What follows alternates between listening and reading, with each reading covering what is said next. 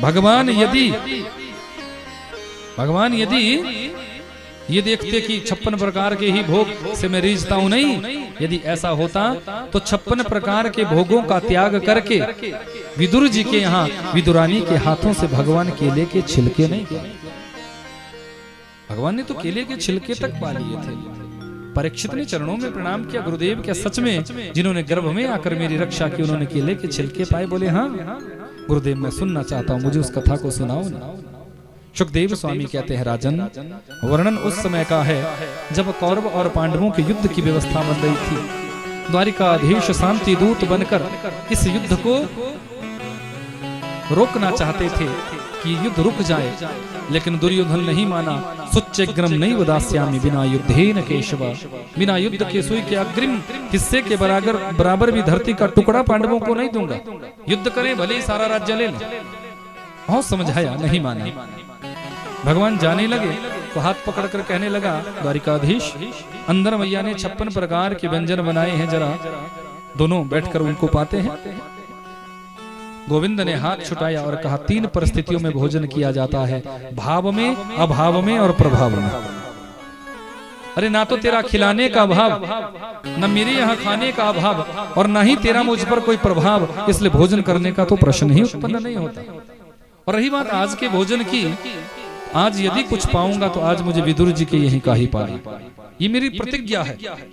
विदुर जी उसी सभा में सबसे पीछे छुपते छुपाते हुए आए थे, क्योंकि मंत्री पद से बहिष्कृत हैं आजकल, फिर भी देखने आए हैं कि कौरव और पांडवों के भविष्य का निर्धारण क्या होगा। एक बात कहूं, आप दुनिया के किसी भी कोने में क्यों ना खड़े हैं, मेरा बांके बिहारी सरकार आपको हर कोने में ढूंढ ही लेता है, देख ही लेता है, हर जगह आपको देख लेता है। मानो नजरों से इशारा कर दिया हो, विदुर जी आज यदि पाऊंगा तो आप ही के यहाँ पाऊंगा। विदुर जी भागे।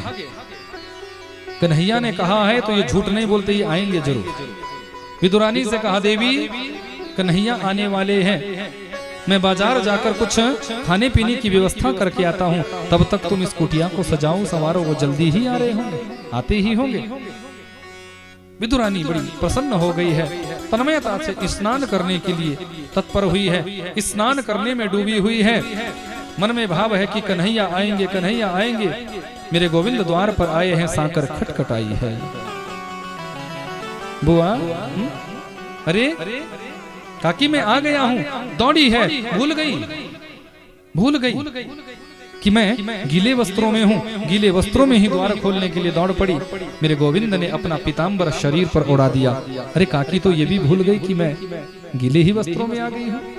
हाथ पकड़ा, अरे कनुआ यहाँ बैठो, ये जगह ठीक नहीं, यहाँ बैठो, ये जगह ठीक नहीं, यहाँ बैठो, ये जगह ठीक नहीं। पूरी कुटिया में मेरे गोविंद को नचा दिया और अंत में कुटिया के बीचों बीच उल्टा पटरा धर दिया है। बोले यहाँ बैठो, ये जगह ठीक है। मेरे गोविंद ने ये भी नहीं देखा कि पटरा उल्टा है या सीधा है, उस उल्टे पटरे पर ही भगवान विराजमान हो गए,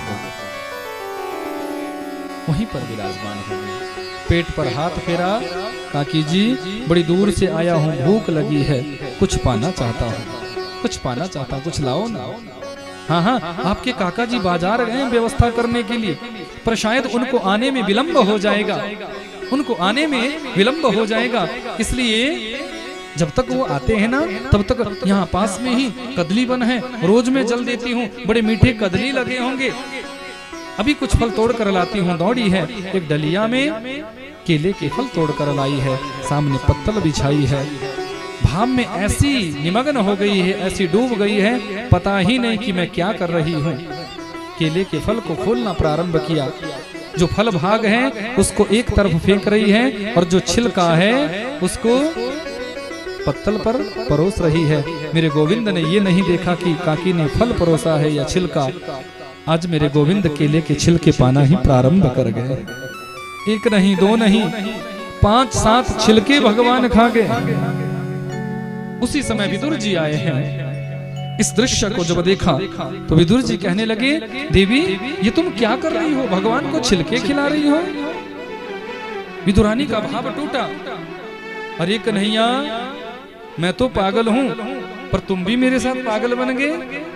अरे कह तो देते, रोक तो देते, सच में ही मैंने तुझे छिलके खिला दिया, तुम भी वैसे ही खा गए। बाजार से लाया हुआ एक पेड़ा यहाँ विदुर जी हाथों में लेते हैं और मेरे गोविंद को देने लगे हैं। आधा पेड़ा भगवान ने खाया है, आधा पेड़ा खाते ही तुरंत विदुर जी का हाथ पकड़ लिया है।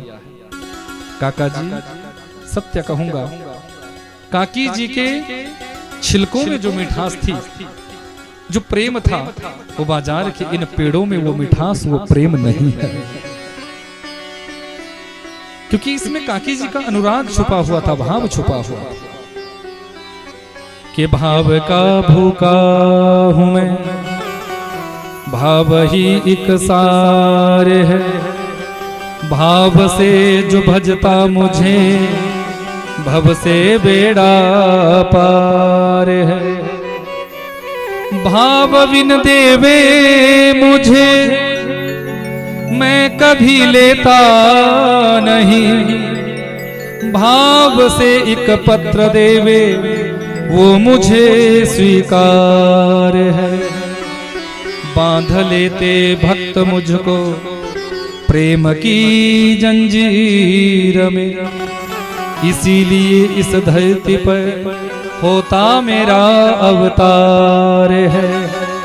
भाव का भूखा हूँ मैं, भाव ही एक सार है। भाव से जो भजता मुझे, भव से बेड़ा पार है।